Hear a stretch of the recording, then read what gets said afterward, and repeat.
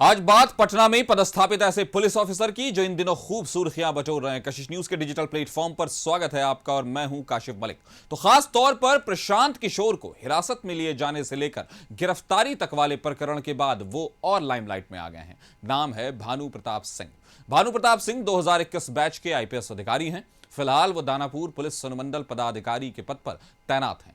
जानकारी के मुताबिक एएसपी भानु प्रताप पिछले करीब 2 महीने से दानापुर में पदस्थापित हैं, लेकिन इतने कम दिनों में उन्होंने कई ऐसे काम कर दिखाए हैं जो सबके बूते की बात नहीं थी।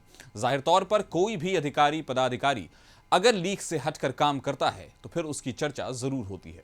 अब यह बात और है कि कोई इसे पॉजिटिव तरीके से लेता है तो कोई नेगेटिव। कहा जाता है कि साल 2024 के दिसंबर महीने में दानापुर में आरजेडी विधायक रीतलाल यादव के भाई पिंकू यादव को आत्मसमर्पण करने पर मजबूर करने वाले ऑफिसर भानु प्रताप सिंह ही हैं। इसके अलावा कालिया गैंग का पर्दाफाश करने में भी इनकी अहम भूमिका बताई जाती है।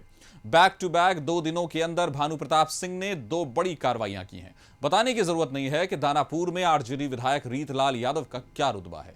कहते हैं कि रीतलाल यादव के प्रभाव की वजह से कोई पुलिस वाला अनजाने में भी उनसे उलझने की कोशिश नहीं करता है। लेकिन भानु प्रताप सिंह ने यह जानते समझते हुए भी न सिर्फ इस मिथ को तोड़ डाला, बल्कि अपने कुशल नेतृत्व में एक्शन लेते हुए इस कड़े और बड़े मसले को आसानी से टैकल कर लिया। कालिया गैंग के 9 लोगों की गिरफ्तारी और काफी संख्या में हथियारों की बरामदगी ने भी भानु प्रताप सिंह को महकमे और स्थानीय लोगों में हीरो के रूप में एस्टैब्लिश कर दिया है।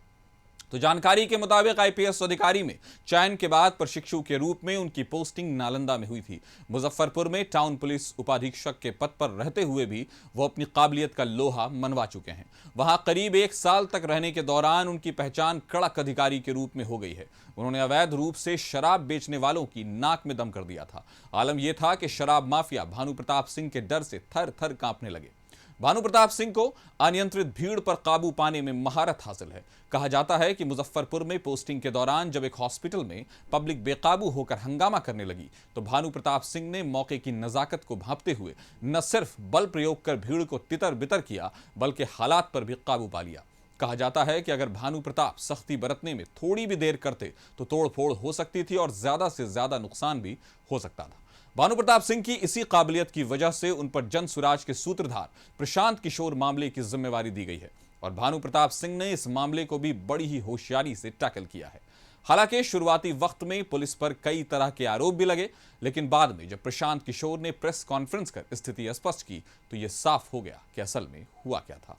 यह कहती खबर थी जो हमें आपके साथ साझा करना जरूरी लगा, चूंकि आपको जानना चाहिए जब कोई ऐसा सेलिब्रेटेड और हीरो हमारे यहां आता है। फिलहाल नमस्कार।